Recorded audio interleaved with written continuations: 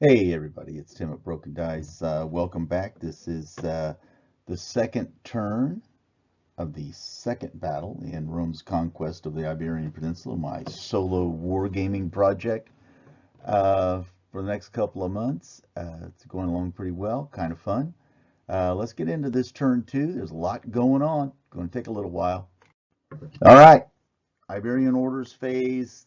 In this photo, kind of showing you where everybody's at, the different units and who's engaged and where.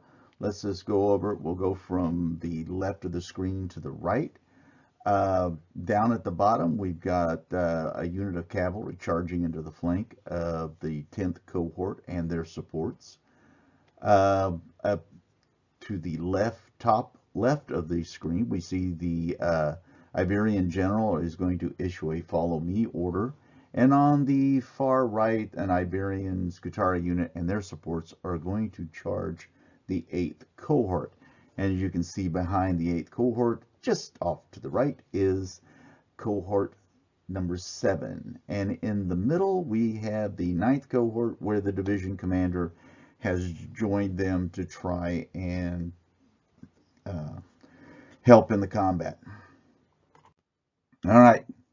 So the Iberian cavalry and Scutari and the supports continue to engage the 10th cohort and their slingers. Like I said in the last video, I think this sort of fight right here could determine the entire game. The Iberians need to take out a cavalry unit and a cohort, or two cohorts. And since the Roman cavalry have already been chased off the field, all they have to do to win this game is take out a cohort and then get themselves off the table. Well, let's see what goes on here. All right, and on the other end, Scutari 1 and their supports engage the 8th cohort as they use their initiative to charge into combat. All right.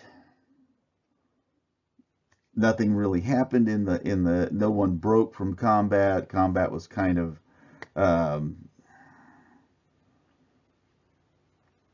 it was eventful in the damage that was done, but no one broke from combat. Everything was like hold your ground and in good order. Yeah, that tended to be the theme for that turn of combat.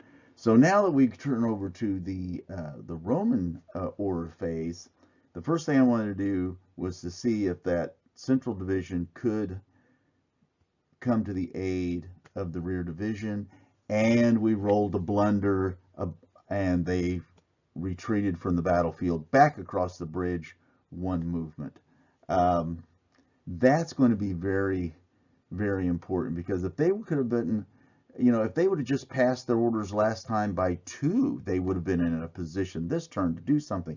But they only passed it by 1, and now this turn there's a blunder, and then this prevents the Army General's lead division from coming onto the table, because there's no room for them to come onto the table because of the river and because of the movement this in the away from the battlefield by the central division.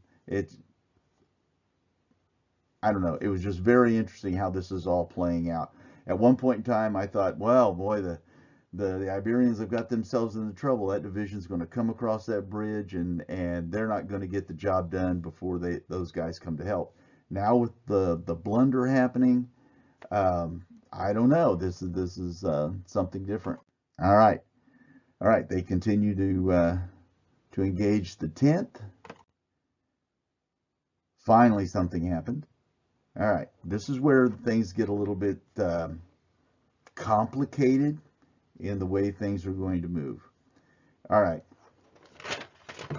So in what happened in this combat here, the 10th cohort and their supports, the slingers, were being charged in the flank and the front.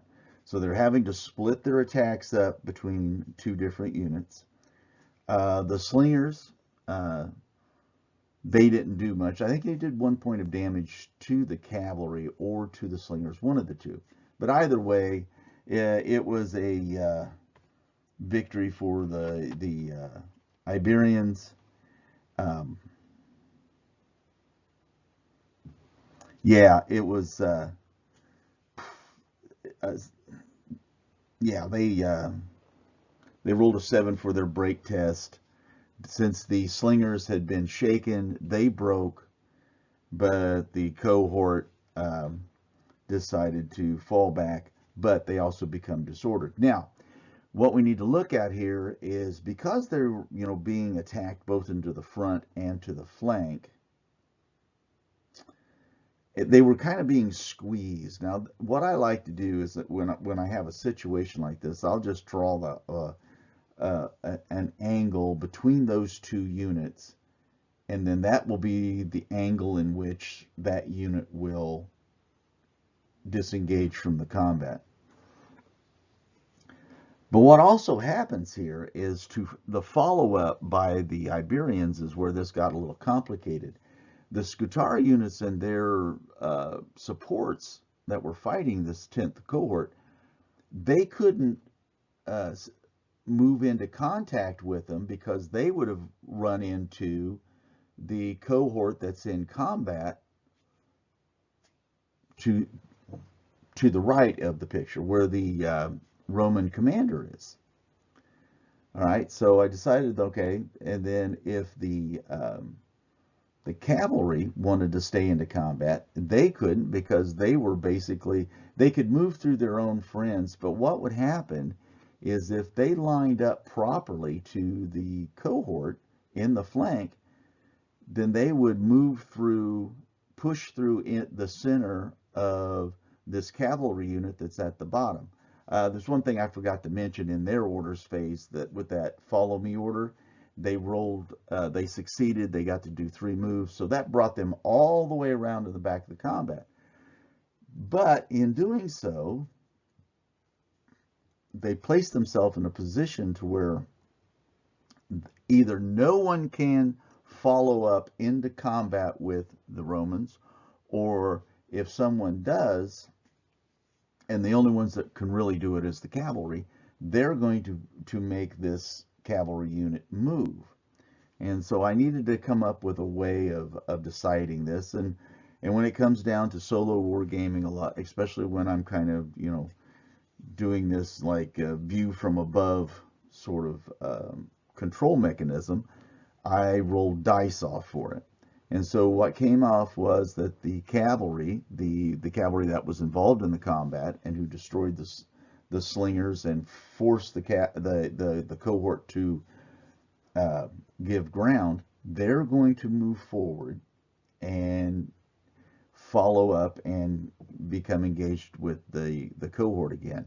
That being said, that pushes this cavalry unit, as you can see, off the table. Now, they don't flee off the table, but I thought that since most of the entire back rank of the unit was pushed off the table, I would say that the whole unit comes off the table for 1 turn.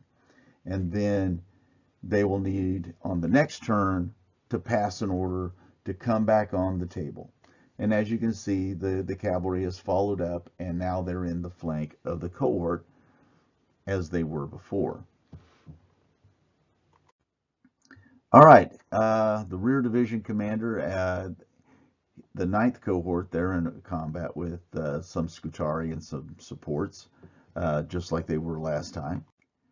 The Roman cohort was able to win the combat. They did well enough to push the Scutari and their supports back, but they pushed them back, but the Scutari and their supports are still in good order. And on the far right by the bridge, the 8th cohort has taken this charge by the Scutari and Scutari number 1 and their supports. Boom!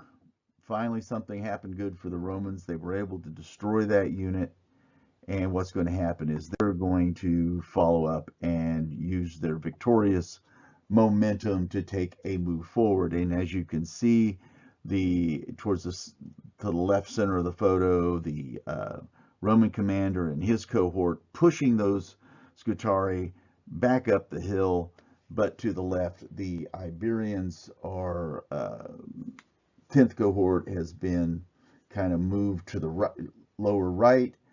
They're engaged to their flank, and next turn is coming up. And like I said, it's all again, this turn is going to come down to the 10th cohort, and as you can see to the right, just at that one little edge, that the 7th cohort has decided to go back across the bridge. Maybe they got faulty information. Maybe they thought that the battle was already lost and they decided to turn around and not get involved in a losing effort. But for whatever reason, they blundered. They were moving back across the bridge. All right. This brings us down to the end of turn 2. This is a view from the Iberian side of the table. And as you can see, the Iberian cavalry are in the flank of the 10th cohort.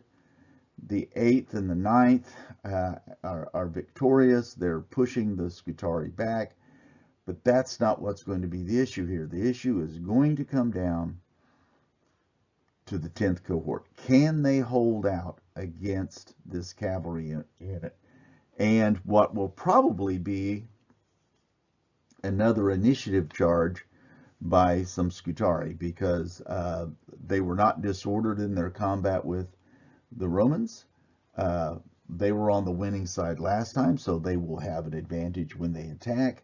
So it's really going to come down to that 10th cohort. If they get destroyed, the battle will be basically a victory for the Iberians. They can try to turn and go off the nearest table edge, because they know there's not enough of them to fight the entire Roman force.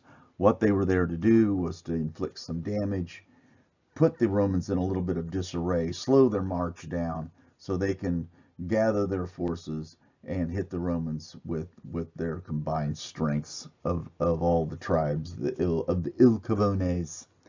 But that brings us to an end. I hope everybody enjoyed this. I am having a lot of fun putting these things together. I like not knowing what's going to happen. I like it's just like watching a story play out on the tabletop. And so if you like it, please leave a comment down below. Subscribe if you haven't. If you got any sort of comments, please leave them in the comment section down below. And I will see you next time. And everybody have a great week. Stay safe, stay well.